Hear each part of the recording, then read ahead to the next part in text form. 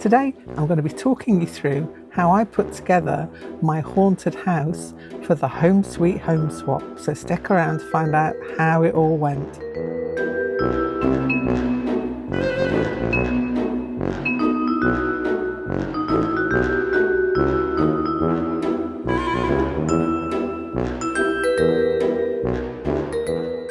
Hello my lovelies and welcome back to a kooky corner of YouTube.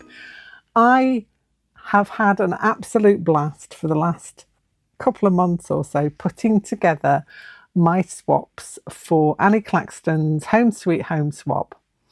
Now in my mind's eye, I had a specific thing that I wanted to swap, and it was a haunted house, and I really wanted, although the swap goes on until the end of December this year, I wanted to get mine out so that it would come out or be delivered to my swapsters in time for Halloween. That was the plan in my head. I had 11 swapsters that I swapped pieces with, or will be swapping pieces with, and so I had to get my act together and get cracking with making. So I'm going to take you through all I did. This isn't the final piece that I've got here, this is the prototype, because all of the others have now been posted out to my swapsters and they have all received them, so that I can now show you how I put this together. It has been an absolute labour of love, and I have loved every minute of it, and it's given me ideas for all kinds of other little houses that I would like to make along the way. So I've got a lot of ideas down in my sketchbook. But let me take you back and show you exactly what I did in order to get the houses together. So the first thing I did was to go into my favourite designing program, for me anyway, Procreate, and designed the template for the basic house as a fold over piece I wanted it to work as. And then I was looking around at how the fronts of houses could look and came up with this little design with the windows and the door. And then I looked at the interiors and I came up with a few different ones before I set upon this one, which was the final one. I had this one, which was from the prototype that I did. And I've got this one which has a little bathroom in it, which would work equally as well. So they might be future pieces that I do at any point in time, because I'm really into making these little houses now. So having designed all my templates, I then had to set about creating the house itself. And these are some of the remnants of the pieces that I printed out. I used these to get the patterns for the furniture as well. Once I designed that, they were used to cut out the furniture patterns for the interior. But yeah, I spent quite a bit of time because it was 11 houses to make, and so I had to be a little bit methodical about it. This was another prototype one that I probably shown you in the video, which had a bathroom, and I kind of still fancy doing that as well. But yeah, those are the templates that I use. So the actual outside template was made in quite a specific way. So the house itself I made from this kind of 1mm stiff felt, 2 pieces that I've pulled out, and this was the interior. Gosh, it won't come out now. Grab a piece out. This was the interior, which is a black. Now I got the thinner stuff for the outer bit because what I wanted to do, and my plan was to cover it with this black muslin kind of calico material. Once it was cut out into shape, obviously, then I had to fold it around, and obviously in its little house shape, and then I put the interior together with it and sewed all around it, which then gave me the the house itself. Now I had made a prototype. So the prototype was this one here. This was kind of like my little tester to see how it was going to work out. I didn't use the calico for the front of this one. I had some other, it's kind of like a stretchy jersey. I hadn't ordered the calico at that point in time. I'd decided that at a later date. And also it's a little bit different from the final piece. But the idea is there. So in this scenario, we had a little table with some plants, and then we had a chair, and we had the bookcase. In the final piece, I did away with the little table. That became the armchair area. So that little bit over there, apart from a bookcase, swapped over to there, and I kept a portrait. And then on this side, we had a little bed instead. So it was just a kind of trying to figure out how it would all fit in. I did have the idea of the bathtub. I'd love to do one where you've got like a little bathtub and a little ghost could have a bath in there. So many ideas for others that I would like to make. And on the back of this one, we didn't have the little tree. That came in later as well. I've got a little bag of all the bits left over. So when I was making 11 of them, I had to kind of have an idea of how it was going to go together. So we've got, that was the top of the house. So in the original prototype, that was not separate, but in the final piece, it was separate. We've got the little chairs here that have to be put together. That's part of a bed. That's a bed head. That's a door template. See, we've got all these little bits going on. So I had to do all the windows with the little stitching on them as well. And then we've got all these tiny little bits that I used within the design to make pillows and cushions and all kinds of things.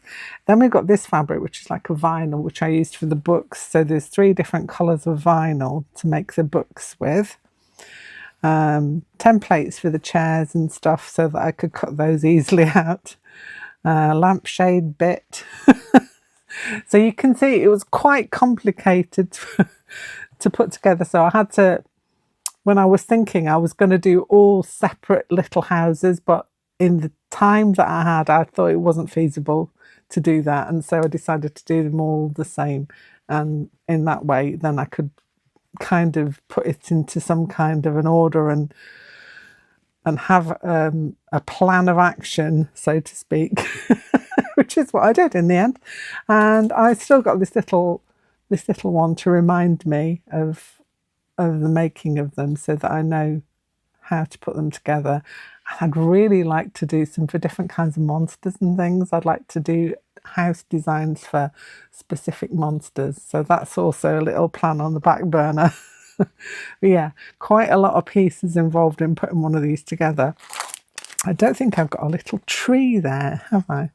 The little tree that went on the back, that worked out really well as well, because I wanted to initially put some kind of a garden at the back there, but a little tree worked just as well with a little moon. The next thing I did was to design my little ghost character who is going to populate the house. And so I drew him out, made a template of him. And this little snippet is from a video that I made for my haunted house project, because I also made a little ghost to go in there as well. But he was initially for these houses that I've been making for my swapsters. So it was put onto like a felt template, which I could easily trace around. So this is the stiff felt here that I'm showing you, and it works really well. And then I went on to create some of the little skeleton boys that I also put in my little haunted house. I made an extra one to go in there. But again, these were for the haunted house swap. And I had such fun putting these together. They are great little characters, and I've got ideas for different ones of these as well. now that I've got the bug for macrame. I'm not so sure about big pieces of macrame, but these little ones I can definitely tackle. So yeah, and they worked really well as well, and obviously went as part of the house swap. So they were packed into the box along with the house and a little ghostie. So this is the final thing. We've got our ghost house front and back, and we kind of bend them over to make the little house. And we've got a ghost on the front, and up there in the top bit we've got that spider looking out of the window. And then on the inside we've got all the little bits of furniture. So we've got the bed and a little plant on a stand. We've got a bookshelf. We've got a spooky portrait of an ancestor, little chair with a cushion and a lamp. And to live inside it, we have our little ghost creature. He's got a badge back on there, so he can be pinned inside here, either in the bed or in the chair or wherever he wants to be. Or you could just actually wear him and use him as a brooch. So I'm going to fold that over. And then we do the ribbon up to fasten it together. And we got our little ghost house, like so. Or maybe not upside down, but there it is. And that will stand, if you kind of crease these bits as well, it stands a lot easier. So you could stand it up on a mantelpiece or whatever. And alongside this, I'm also going to put in a little skeleton guy as well. So we can go with the house too. So he's going to be packed in there. Along with that, I've got the cards that I made. So I made some of these cards. It says Haunt, Sweet Haunt. It's got a little ghost cut out on this rubber stamped image of a little house. And that will go inside of the package as well. So we've got all the bits to go together. And now they can get packaged. So that's what I'm going to do now. So I'll grab my box and we'll pack it together. Okay, so I've got my box. This is a box that will do large letter size. It's the perfect size for this. And on the inside we've got some of this ghosty tissue paper, which I thought was rather nice. So pop some of that in the centre there. We put our little house in, and I'll just grab the card and we can put that in too. Okay, so I'll pop that in as well. This one is for Jodie. And we'll get our little skeleton guy. He can live in there. Then we need some packing noodles for these guys here. So just to stop everything moving around, pack those in there like that. Okay. Fold these bits over, fold that over too. I'm going to put a little bit of tape just on that middle bit, helps hold it together. So we've got the tape that goes in there, like that. Fasten it up.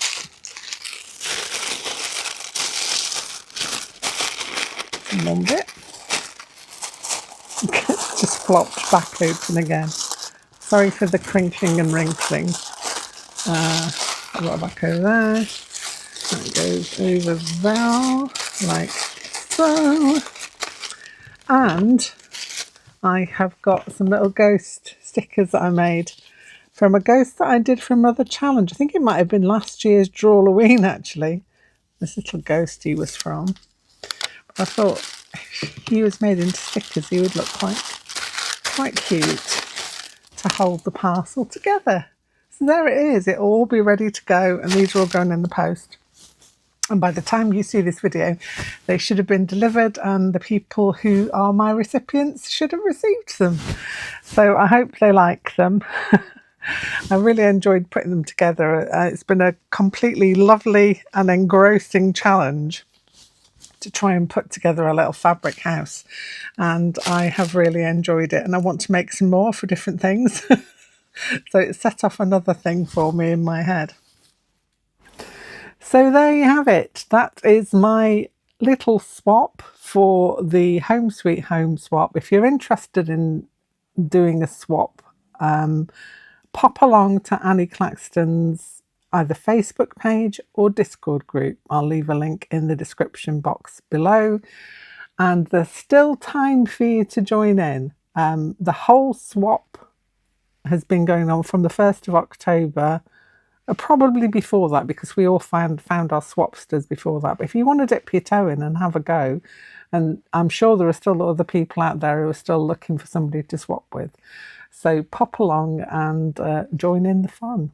You don't have to make a haunted house, you can make anything you like, but there are some instructions there that I will leave for Annie to tell you all about. So my journey is ended, and I have still got my little prototype house here, and I really want to make one of the final ones that I made for myself as well. So looking forward to having some time to do that, having made all the others.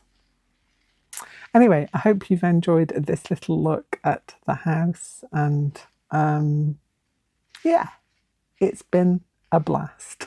A haunted blast. I will be back here very soon with something else.